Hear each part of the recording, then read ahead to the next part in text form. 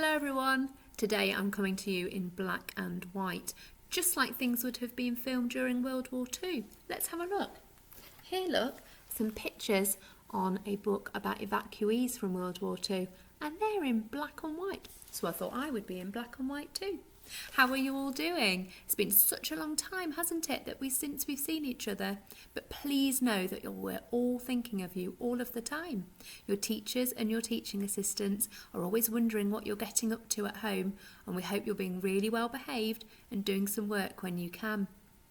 Today's a really special day. It's VE Day, Victory in Europe Day. And that doesn't mean that that's today that it happened. It happened a really long time ago. 75 years ago, and that was even before I was born, so you certainly weren't alive. And it was the end of World War II in Europe, something really to celebrate, but also a time to remember all of those people that had fought in the war. I want to tell you a story today about two families of mice. I bet you're thinking, Miss Atkinson's gone crackers. Why is she telling us a story about mice? Well, this story is about two families of mice. One lived in the country and one lived in the town. And that's a little bit like evacuees during the war. Lots of children lived in the towns and the cities, just like this picture here. And it wasn't very safe for them during the war in the towns and the cities because lots of planes used to fly over and drop bombs on the towns and the cities. So it was decided that children that lived in towns and cities should move to the countryside. And we can see in this picture here all of the children getting on the trains, and they had to go on their own to the countryside to live with some new families. And we can see them just here, can't we, in the countryside. And the photos are in black and white, just like me today. Now, because my story is about town mice and country mice, we might be able to see the difference between living in the town and living in the country. I hope you really enjoy it. I'll see you in a little bit. Bye. Town Mouse, Country Mouse by Jan Brett.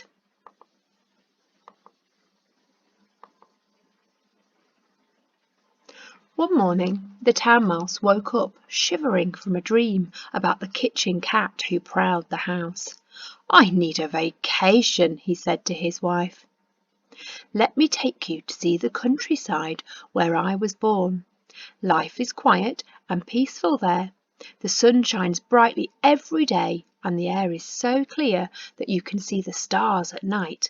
And nothing will prepare you for the taste of wild blackberries."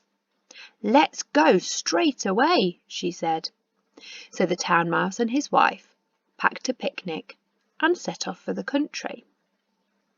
Now, some mice were already in the country. We can see on the next page there are two different mice. The country mouse and her husband were at their tree stump house, exhausted from searching for food and avoiding the hungry owl who lived nearby. "Sometimes I wish we lived in a townhouse where all the food you can eat is right there in the pantry. They said that the smell of cheese makes your whiskers tingle." "Mine are tingling already," her husband exclaimed. The town mice were outside the country mouse's house, putting a huge chunk of cheese in the middle of their picnic cloth. The country mice peered down at it. They heard the town mouse exclaim, "This is the life! Wild flowers, spring peepers, if only we lived here." Now the country mice crept out. "You like it here?" they asked. "Why, we've always wanted to live in a townhouse." The town mouse offered them a nibble of the cheese. "Why don't we trade houses?" he said. "Would you?" asked the country mouse, her mouth stuffed with the delicious cheese. "We'll leave right away," she said. As they said their goodbyes, each of the mice thought that they had the better part of the bargain. It was dark when the country mice arrived in the town and found the house. They tiptoed inside and wandered into the sewing room, where they found what they thought was a sumptuous bed and fell sound asleep. Have a look at the picture. What have they actually fallen asleep in? It's not a bed, is it? Have a really close look. Much too early the next morning, a loud clanging woke them up. Sooty clouds of smoke were pouring over them, and they heard a strange voice purring loudly. Sauces and ham, it's hungry I am. Sauces and ham, it's hungry I am. Mice in my stew, wait till I catch you. Who do you think that is? The country mouse asked his wife. Who do you think it is? Have a look in the picture. Can you see them?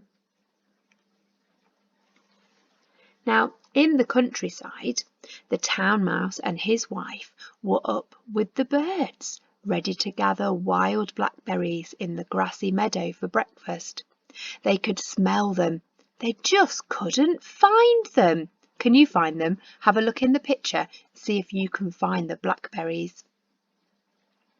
As the town mouse's wife turned to remind her husband to remember the way home, she felt a large, wet drop on her head. What was that? She asked. Is the bathtub leaking?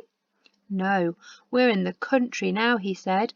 Those are raindrops.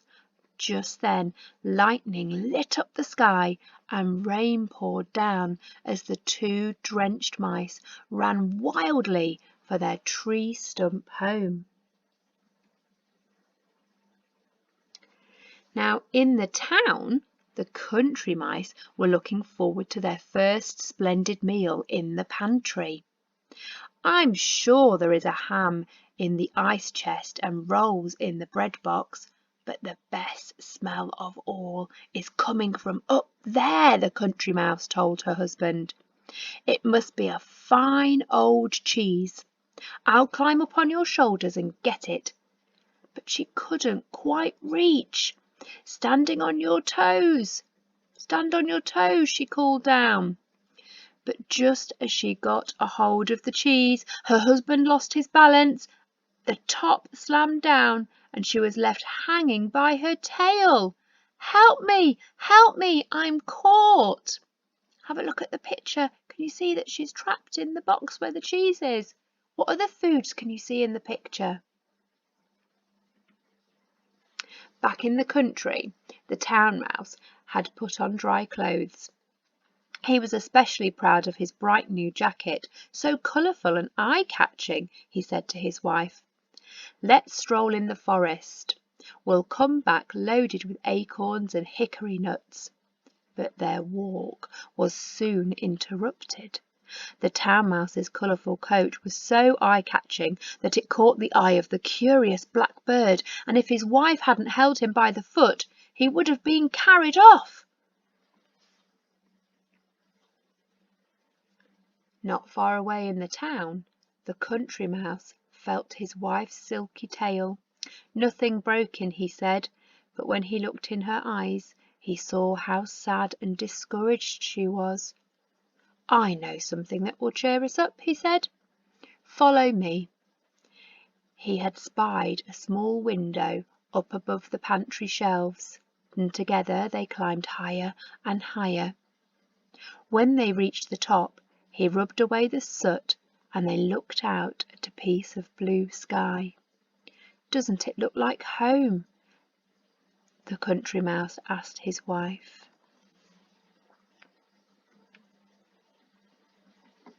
And in the country, the town mice stood quietly together after their awful blackbird scare. I thought I'd lost you forever, the town mice whispered to her husband. They looked around. How still and peaceful it was now. The sun had come out and everything was glistening and green. It's beautiful here, she said. We should try to enjoy it. I know, the town mouse said, but I miss the sound of the town, all the hustle and bustle. I feel so alone. And in our cosy town house we knew what to expect. his wife added. Now in the townhouse, the country mice knew to stay at home in a thunderstorm, and they knew what to expect from a hungry owl. But they soon found out there were different dangers here in the town when they discovered a tasty morsel of blue cheese sitting on a pine board. "This time you take the cheese. I'm still shaking from being caught in the cheese box," the country mouse said. So her husband crept towards the cheese. His whiskers were trembling, and as he reached it, his foot slipped, and he heard a whoosh, followed by an enormous snap, and he was thrown across the room. He landed in a warm bundle of something soft and something furry. Can you guess what he'd landed on? The country mouse was shaking from his close call. "I can barely stand." He winced as his wife pulled him up and patted down his crumpled whiskers. It was then that she noticed the bundle on which her husband had landed was tipping and turning. It was alive! 2 green eyes snapped open. "Run!" she cried, getting a good look at it. "It's an owl with teeth!" So the 2 country mice had never seen a cat before. The town mice knew how to avoid mouse traps set with cheese, but they soon found that the country has its own perils when they explored the river bank hand in hand. Suddenly the water began to boil and churn, and a huge wet head popped up and stared at them. It was a river otter. The mice tore back to the tree stump home, only to find a hedgehog rolled into a ball in front of the door. Then they heard an animal crashing towards them through the underbrush. "I can't take this any more," the town mouse quaked, and she raced for the nearest tree with her husband right behind her. What other animals can you see that they might have found in the country that they wouldn't have found in their townhouse? From the tree, they could see the town lights blink on as the sun went down and the stars came out one by one. "What shall we do?" the town mouse asked his wife. But before she could answer, she saw a pair of glowering eyes right beside them, and they were face to face with the most terrifying creature of all. "A cat with wings!" shrieked the town mouse. "That's it for me," though his wife cried, and they ran down the tree and towards the town as fast as their legs could carry them. As the town mice headed frantically along the road, the country mice were fleeing in terror towards the country. Their paths crossed, but neither saw the other. They were so frightened. Even the sky seemed to be falling down on them. The country mice didn't stop running until they could see their tree stump in the distance. Have a close look at the picture. Who else had followed the town mice back to the town, and who was following the country mice back to the country? What do you think is going to happen to the owl and the cat? The town mice kept on running until they reached their house.